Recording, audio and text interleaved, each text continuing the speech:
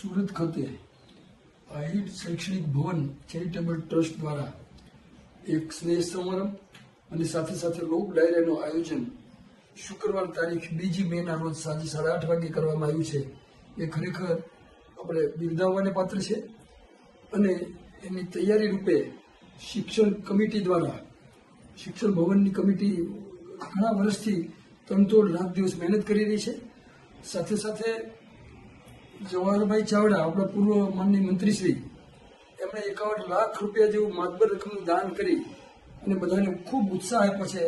એની સાથે સાથે આજીવન ટ્રસ્ટીઓએ પણ લાખો રૂપિયાનું દાન કરી અને ટ્રસ્ટી મંડળમાં જોડાયા છે. અન્ય પણ લાખો અને હજારો રૂપિયાનું દાન કરનારા દાતાઓએ ખૂબ બળ આપ્યું છે.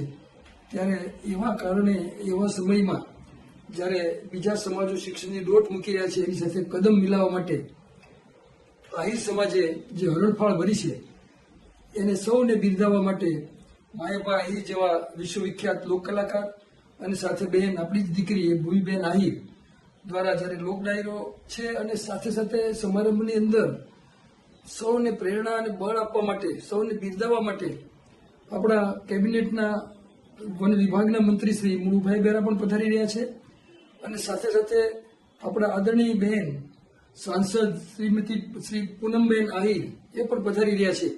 તો એ આપણા સૌને માટે આનંદ અને ગૌરવની વાત છે. તો આવો આપણે સૌ સાથે મળી આપણા તમામ આગેવાનોએ જે લોકોએ તન મન અને ધનથી સહકાર આપ્યો છે, તમામ યુવાનો જે મહેનત કરી રહ્યા છે એમને બિરદાવવા માટે 2 તારીખે આપણે સૌ સાંજે આ સફળતાને ભવ્ય બનાવવા માટે સાંજે સૌ આની અંદર તન મનથી જોડાઈએ. ધન્યવાદ. ડોક્ટર કનુભાઈ કલસરિયા, મહુવા.